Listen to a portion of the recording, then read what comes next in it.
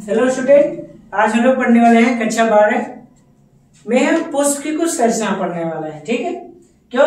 क्योंकि जो कक्षा 12 है इसका जो पहला पाठ है वो क्या है, पुष्प पाठकों में लगी जैन है। यदि हमें इसको और भी बेहतर यदि अच्छे तरीके से पढ़ना है तो पहले में पढ़ना होगा कि आखिर पुष्प होता क्या है, पुष्प के कितने भाग होते हैं, पुष्प पौधे के किस भाग से विकसित होता है, ये पौधे के कौन से भाग होते हैं, ये रंग बिरंगे क्यों होते हैं, ठीक है, इनके कितने भाग होते हैं, इन सारी संरचनाओं को क्या है हम आज पढ़ेंगे। ठीक है, यदि आप हमारे साथ नए हैं तो कृपया हमारे चैनल को सब्सक्राइब करिए, जिससे आपको क्या है काफी इंटरेस्टिंग और आपको नई नई वीडियो हमेशा हम आपको प्रोवाइड कराते रहेंगे, जो आपके बोर्ड के लिए काफी आसान होगा। ठीक है, आते हैं क्या पुष्प क्या होता है, तो पुष्प पौधे की एक विशेष संरचना होती है, पुष्प पादप की एक विशेष संरचना होती है जो कक्षी कलिकाओं का रूपांतरित भाग माना जाता है। पुष्प पादप के कक्षी कलिकाओं का रूपांतरित भाग माना जाता है, जो रंग बिरंगे होते हैं। इनमें मकरंद पाए जाने के कारण ये किसी भी प्रकार के कीड़े मकोड़ों क्या करते हैं, अपनी तरफ आकर्षित करने में सक्षम होते हैं।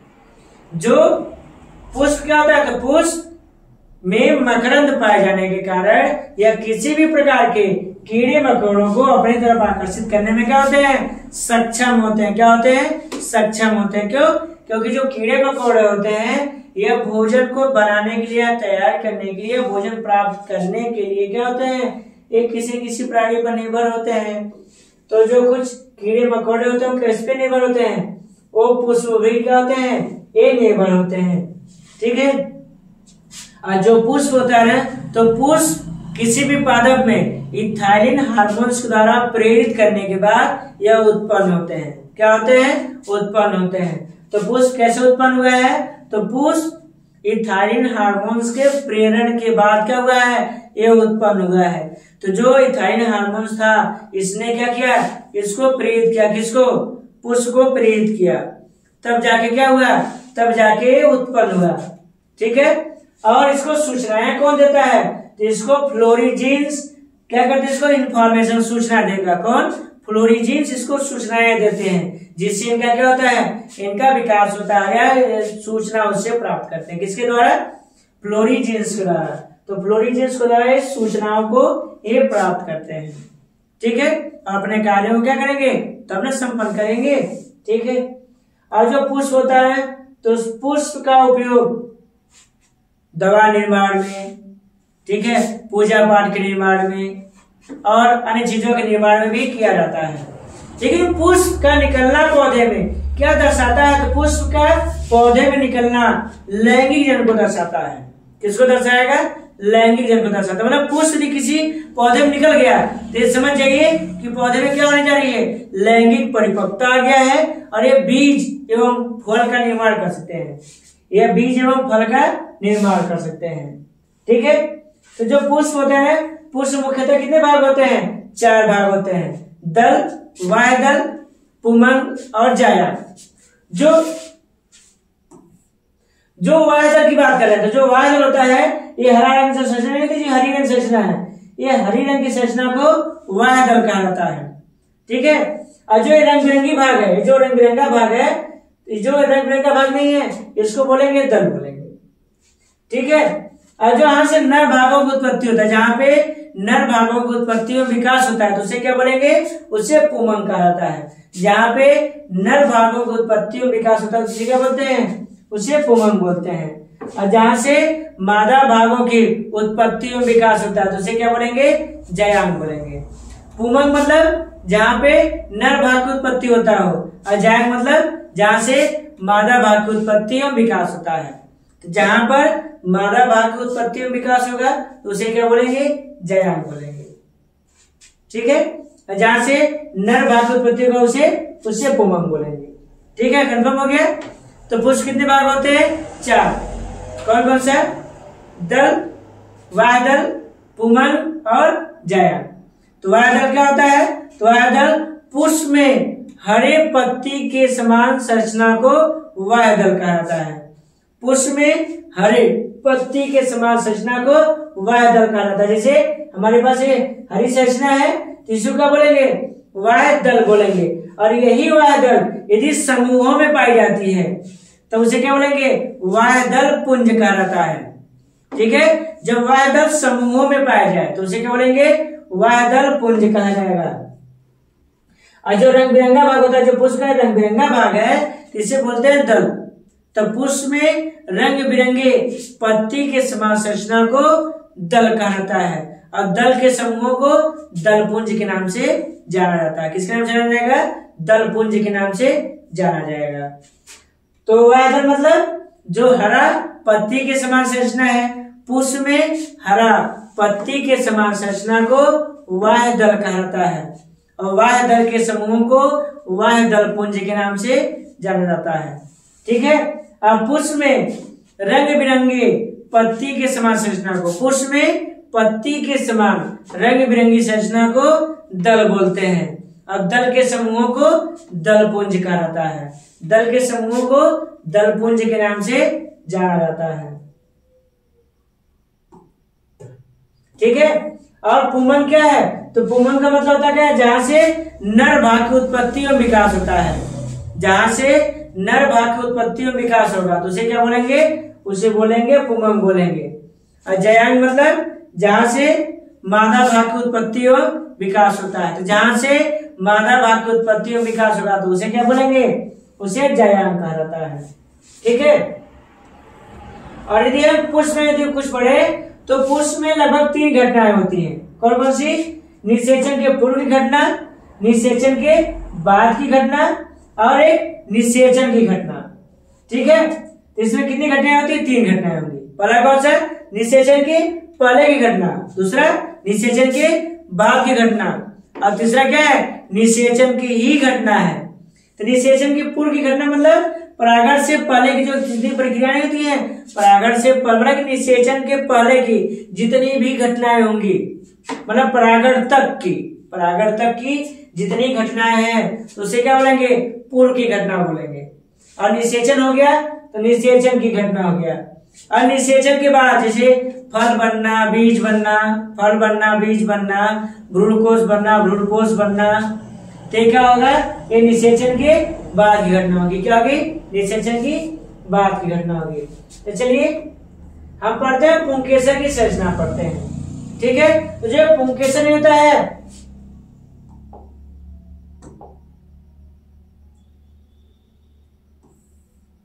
तो चलिए, तो ये जो हमारे पास भाग नहीं है इसका नाम क्या है, इसका नाम तंतु होता है। ठीक है, इसका नाम क्या है, इसका नाम है परागकोश। ये क्या है, ये परागकोश होते हैं।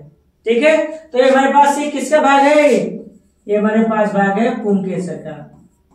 कौन है, पुंकेसर है। तो पुंकेसर में देखा जाए तो जो तंतु होता है इसको यांत्रिक सहायता प्रदान करेगा। क्या करेगा, इसको यहां से क्या करेगा, इसको यांत्रिक सहायता प्रदान करते हैं। मतलब सीधे खड़े रखने में उसको क्या करेंगे, उसकी मदद करते हैं। और ये जो परागकोश होता है, तो परागकोश क्या होता है, इसे पुंकेसर का बैगिया झोला बोलते हैं। क्या बोलेंगे, इसे बैगिया झोला कहा जाता है। जिसमें किसका विकास होता है, जिसमें परागकणों का वृद्धि एवं विकास होता है। तो परागकणों का जहाँ वृद्धि एवं विकास होता है तो उसे क्या बोलते हैं, परागकोश कहा जाता है। अब परागकोश के अंदर ही टेपिटम पाई जाती है। क्या पाई जाती है, टेपिटम पाई जाती है। और वह टेपिटम परागकणों के वृद्धि एवं विकास से कहता है पोषण प्रदान करता है। क्या करेगा, पोषण प्रदान करता है। तो परागकणों के वृद्धि और विकास के लिए पोषण कौन प्रदान करता है, तो टेपिटम प्रदान करते हैं। क्या करते हैं, टेपिटम। तो टेपिटम क्या करता है, तो tapetum it provide nutrition to the development of following eggs. Tapetum provides, ठीक है, तो जो टेपिटम होता है ये परागकणों के वृद्धि और विकास से क्या करता है, उसको पोषण प्रदान करता रहता है। ठीक है, और इसके बाद ये जो हमारे पास जो परागकोश होते हैं, तो परागकोश में कितने होते हैं, इनमें 4 प्रकार के क्या पाए जाते हैं, इनमें पराग थैले पाए जाते हैं। क्या पाए जाते हैं, पराग थैलियां पाई जाती हैं। ठीक है, यह लघु बीजाणु कोशिकाएं होती हैं। ठीक है, क्या होती है, लघु बीजाणु धानी पाई जाएगी। लघु बीजाणु धानी या लघु बीजाणु कोशिकाएं पाई जाती है, जिसमें क्या पाए जाते हैं, ढेर सारे परागकणों का क्या होता है, विकास होता है। ठीक है, अब इससे पढ़ते हैं परागकण जो होता है। ये देखिए हमारे पास ये परागकण है, तो हमारे पास क्या था, ये लघु बीजाणु जनन था। तो लघु बीजाणु जनन जो था, इसमें क्या पाई जाएगी, लघु बीजाणु धानियां पाई जाएगी। क्या पाई जाएगी, लघु बीजाणु धानियां पाई जाती हैं, जिसके अंदर क्या पाए जाते हैं, जिनके अंदर एक जैसे क्या पाए जाएंगे, परागकण पाए जाएंगे। ठीक है। और जो लाइन बना हुआ है, तो लाइन बनता कैसे है, तो बनता है कि या तो टेपिटम सूख गया है, या इसकी अंतः त्वचा सूख गई, या इसमें जल की कमी हो गया। क्या हो गया, इसमें जल की क्या हो गया है, कमी हो गया है, जिसके कट क्या गया आसानी से ये ब्रस्ट कर गया, टूट गया, और सारे परागकण क्या हो गए, ये बाहर की तरफ निकल गए हैं। ठीक है। और इनमें क्या होते हैं, इनमें अनेकों परत पाए जाते हैं। जैसे पहला फाइब्रस लेयर है, दूसरा टेपिटम है। तो टेपिटम की जो परत होती है, ये परागकणों के वृद्धि और विकास में क्या देता है, ये पोषण प्रदान करते हैं। तो जो टेपिटम होता है, परागकणों के वृद्धि और विकास में क्या देगा, ये पोषण प्रदान करते हैं। ठीक है। इनके पास क्या होते हैं, इनमें पराग मातृ कोशिकाएं पाई जाती हैं, और हमेशा कैसी होंगी, वो हमेशा वो द्विगुणित होती है। क्या होती है, हमेशा द्विगुणित अवस्था में होती हैं। और ये जो हमारे पास यहाँ पर बड़ी संरचना है, उसे क्या बोलते हैं, उसे ये परागकण होते हैं। क्या होंगे, परागकण होते हैं।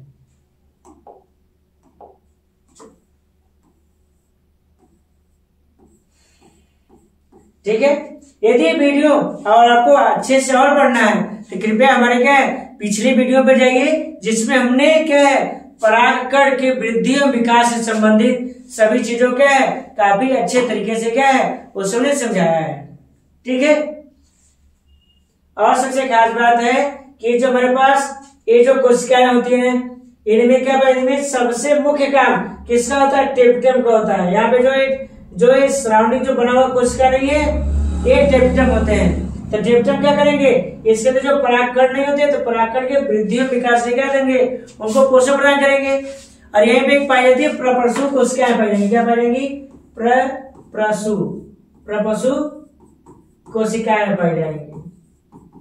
और यह प्रपरसु कोशिकाएं क्या होती हैं, इनमें एक दीर्घाकार केंद्रक एवं स्पष्ट गाढ़ा जीवद्रव्य पाया जाता है। इनमें स्पष्ट एवं दीर्घाकार केंद्रक और साथ साथ गाढ़ा कोशिका द्रव्य पाई जाएगी। इनमें दीर्घाकार एवं स्पष्ट केंद्रक पाया जाता है, और साथ साथ गाढ़ा जीवद्रव्य पाया जाएगा। तो उसे क्या बोलेंगे, उसे प्रपरसु कोशिकाएं कहा जाता है। क्या बोलेंगे, उसे प्रपरसु कोशिकाओं के नाम से जाना जाता है। ठीक है। और जो कनेक्टिव टिश्यू होता है, तो कहते हैं क्या, बीच में इनको जोड़ने का काम करते हैं, संयोजी ऊतक होते हैं जिनको जोड़ने का कार्य करते हैं। ठीक है। फिर आते क्या, माइक्रोस्पोर जेनेसिस का विकास। तो यहाँ पे जो परागकण होते हैं, इनका विकास होता कैसे है। ठीक है। तो परागकण क्या होता है, तो परागकण जो होता क्या है, वो कहां से निकलेगा, लघु बीजाणु कोशिकाओं से बाहर निकलेंगे। निकलने के बाद पहले में क्या होता है, इनमें विभाजन होता है। तो जब अब जानते हैं, जहां पे अर्धसूत्री विभाजन होगा, तो वहां पे क्या बनेंगे, वहां पे 4 अर्धसम नई संतति कोशिकाओं का निर्माण होता है। यदि युग्मक जन की बात करेंगे, तो युग्मक में चाहे जो भी जन पाया जाएगा, तो वहां पे क्या होंगे, वहां पे जो भी कोशिकाएं बनेंगी, वो हमेशा मातृ कोशिका क्या होंगी, इस कैरेक्टर में आधी ही पाई जाती है। आधी पाई जाने के बाद इन चीजों संरचनाओं क्या होता है, इनमें विकास होता है। और यहाँ पे जो भी संरचना यहाँ नहीं पढ़ रहे हैं, यहाँ पे इस तरीके से ये संरचना भी हमने पिछले वीडियो में पढ़ा हमने, इसमें क्या इसका विकास कैसे हुआ है, इनका विकास काई जनन कोशिकाओं द्वारा हुआ है। और ये जो केंद्र जो अंदर की तरफ जा रहा है, जो एक केंद्र बना है जो अंदर की तरफ जा रहा है, इसका निर्माण कैसे हुआ है, इसका निर्माण हुआ जनन कोशिकाओं द्वारा हुआ है। इसका निर्माण कैसे होगा, जनन कोशिका के द्वारा हुआ है। और इसके बाद इसका निर्माण कैसे हुआ है, इसका निर्माण कायिक कोशिकाओं के द्वारा हुआ है। ठीक है।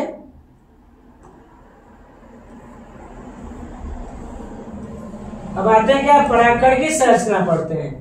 तो जो परागकण होता है, तो परागकण का जो सबसे बाहरी भाग होता है, तो क्या होती है, वो वाह चोल होती है। और वाह चोल किसकी बनी होगी,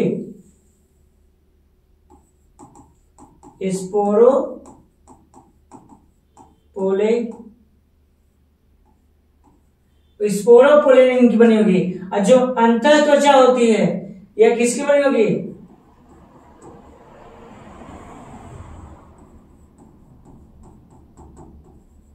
जो अंतःचूल होती है वो क्या, वो किसकी बनी होगी? पेक्टो, ये किसकी बनी होती है? ये पेक्टोसेलुलोज की बनी होगी। किसकी बनी होगी? ये पेक्टोसेलुलोज की बनी होती है। ठीक है। और इस स्पोरोपोलिन की बनी होने के कारण परागकण की खुद की आयु होती है। क्या होगी? परागकण की स्वयं एक आयु होती है और ये किसी भी जल में आसानी से घुलनशील नहीं होते हैं। ठीक है। और इन्हें किसी रासायनिक एवं भौतिक गतिविधि के द्वारा नष्ट नहीं होते हैं। यह रासायनिक एवं भौतिक गतिविधि के द्वारा नष्ट नहीं किए जा सकते हैं। ठीक है। और सबसे खास बात है कि इसमें क्या होती है? इसमें जन्मपोर होते हैं, मतलब जनन कोशिकाएं पाई जाती है, इसमें जनन छिद्र पाए जाते हैं, जिसके माध्यम से इनमें क्या होता है? इनमें पोषण का आदान प्रदान बना रहता है। क्या होगा? इनमें पोषण का आदान प्रदान बना रहता है। ठीक है।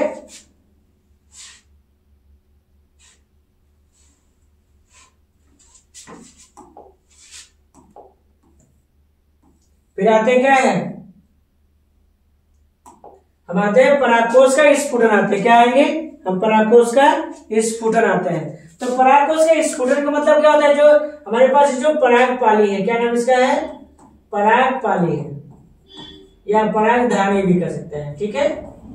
परागपाली या परागधानी होती है। तो ये जो होती है ना, इनमें जो बीज से जो बना होता है, तो ये क्या होता है? संयोजी उत्तक होता है, जिनको बीज से क्या करता है? इनको बीज से जोड़ने का कार्य करेगा। क्या करेगा? इनको बीज से जोड़ने का एक कार्य करता है। किससे जोड़ेगा? इनको बीज से जोड़ने का कार्य करता है। संयोजी उत्तक होते हैं जो इनको बीज से जोड़ने का कार्य करते हैं। ठीक है। जब इनमें किसी भी कारणवश या तो टेप्टम सूख गया या अंतःत्वचा सूख गया या इसमें जल की कमी हो गया, तो इनके जो सबसे ऊपरी भाग होता है ये कहाँ पे आ जाते हैं? इनमें पाया जाता है रंध्रक पाया जाता है। क्या पाए जाएंगे? रंध्रक पाए जाते हैं। ये रंध्रक खुल जाते हैं और इनसे परागकण क्या होते हैं? बाहर निकल जाते हैं। क्या पाया जाता है? इनमें धीरे टूटेगा तो जो सारे रंध्रक होंगे तो रंध्रक खुल गया। जब रंध्रक खुल गया तो जितने भी परागकण थे वो धीरे क्या हो जाएंगे? बाहर की तरफ निकल जाते हैं।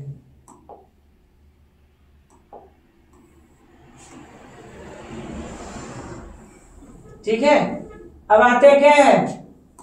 हम मादा जनांग की बात करते हैं। तो मादा जनांग पे जैसे ही क्या पहुंचता है? जैसे ही परागकण पहुंचता है, जब परागकण पहुंचता है तो हमारे पास जो परागकण था, तो परागकण क्या करेगी? पराग नली का निर्माण करेगी। क्या बढ़ेगी? पराग नलिका का निर्माण करती है। जब पराग नलिका का निर्माण करेगी तो इनके जो केंद्रक होते हैं, केंद्रक यहाँ से निकलते हैं और कहाँ पहुंच जाएंगे? ये पहुंच जाते हैं बीजाणु, जो बीजांड होता है ये बीजांड के पास पहुंच जाते हैं। और क्या करने के लिए? निषेचन प्रक्रिया को संपन्न करने के लिए। ये बीजांड के पास जो कण होते हैं पहुंचते हैं। क्यों? क्योंकि यहाँ पे जनन का निर्माण करने के लिए, जनन को संपन्न करने के लिए। ठीक है। जैसे देखिए यहाँ पे हमने कुछ टर्म हमने दिया यहाँ पे, जैसे एक कार्पेल निम्नता का एक कार्पेल होना। ठीक है। इन चीजों का विकास होता है। अब आते हैं बीजांड की संरचना आते हैं। क्या पढ़ेंगे? बीजांड की संरचना। तो ये हमारे पास ये जो भाग नहीं बना है ये बीजांड द्वार है। क्या है? ये बीजांड द्वार है। ठीक है। और ये क्या है? इसका नाम है, ये निभाग होता है। ठीक है। ये निभाग होता है। तो बीजांड द्वार की ठीक सामने वाली संरचना क्या बोलेंगे? निभाग कहलाता है। तो बीजांड द्वार के सामने वाली संरचना को निभाग कहलाता है। और बीजांड द्वार के माध्यम से क्या होता है? इन्हें किसी भी पदार्थ के आवागमन में क्या होते हैं? इनमें सहायक होते हैं। और यही बीजांड द्वार आगे चल करके एक माइक्रोपाइल का निर्माण कर देते हैं। ठीक है। मतलब बीज छिद्र का निर्माण करेंगे। और वही बीज छिद्र क्या होता है? बीज के अंकुरण में क्या होंगे? सहायक होंगे। किसके अंकुरण में सहायक होंगे? अंकुरण में सहायक होंगे। और यहाँ पे क्या है? ये होते हैं ध्रुवी, ये ध्रुवी केंद्रक होते हैं। क्या होते हैं? ये ध्रुवी केंद्रक होते हैं। ध्रुवी केंद्रक कहाँ पाई जाती है? इनके बीच में पाई जाती है। ठीक है। और यहाँ पे जो होती है ना एंटीपोलर क्या है? ये प्रतिमुखी कोशिकाएं होती हैं। ठीक है, अब आते हैं मेगास्पोरोजेनेसिस। मेगास्पोरोजेनेसिस में होता क्या है, गुरु बीजाणु जनन आते हैं। गुरु बीजाणु में जहां पे अंडों का विकास होते हुए किसी में जाना, अंडाणुओं में परिवर्तित हो जाना। किसी परिवर्तित होना, अंडाणुओं में परिवर्तित हो जाना। ठीक है, ये अंडाणु में क्या होते हैं, ये परिवर्तित होने की क्या है, प्रक्रिया होता है। जैसे यहाँ पे एक अंडा था, अंडा क्या किया, अर्धसूत्री विभाजन किया। अब हमने पहले भी बता रखा है कि जब कोई भी कोशिका जब अर्धसूत्री विभाजन करती है तो उसमें क्या बनते हैं, उसमें 4 नई कोशिकाओं का क्या होता है, निर्माण होता है। यह चारों नई कोशिकाएं मातृ कोशिका क्या होती है, आदि होती है, मतलब ये अगुणित अवस्था होंगी। किस अवस्था होंगी, अगुणित अवस्था में होती है। ठीक है, फिर इसके बाद ये आगे चल के क्या होता है, इनमें फिर विभाजन होता है, मतलब इनमें जो माइटोसिस डिवीजन पाई जाएगी। ठीक, मतलब समसूत्री विभाजन पाया जाएगा। इनका केंद्र विभाजित होते हुए अंत में क्या करते हैं, यह ध्रुव केंद्र का निर्माण करते हैं। किसका निर्माण करेंगे, यह ध्रुवी केंद्र का निर्माण कर लेता है। ठीक है, तो आज हमने क्या पढ़ा, आज हमने पढ़ा पुष्प की संरचना पढ़ा था। ठीक है, यदि आज का वीडियो हमारा अच्छा लगा हो इसको लाइक शेयर और सब्सक्राइब करते हैं।